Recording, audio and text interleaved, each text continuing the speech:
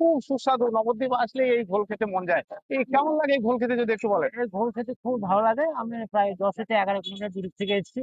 নবদ্বীপ করমতলার ঘোল অত্যন্ত সুস্বাদু, মানে মুখরোচক। এই কাকা মানে আমি খুব ছোটবেলা থেকে আছি নবদ্বীপ, দেখছি এই কাকা এইভাবেই একইভাবে ঘোল বিক্রি করছে।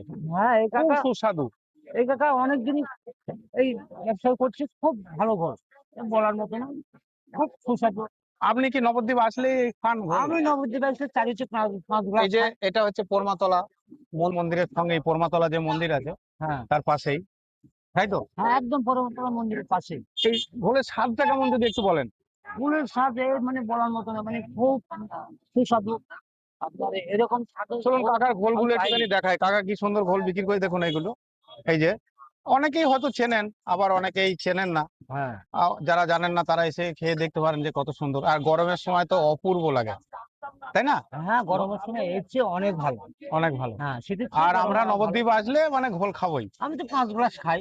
আচ্ছা নবদ্বীপ আসলে সকালে 5 গ্লাস, বিকালে 5 গ্লাস, আচ্ছা। এভাবে চলে। কত সুন্দর দেখুন, একদম অরিজিনাল আর খেতে খুব সুস্বাদু। এই যে দেখছেন কাকা এইভাবে প্রতিদিন এইভাবে বিক্রি করে।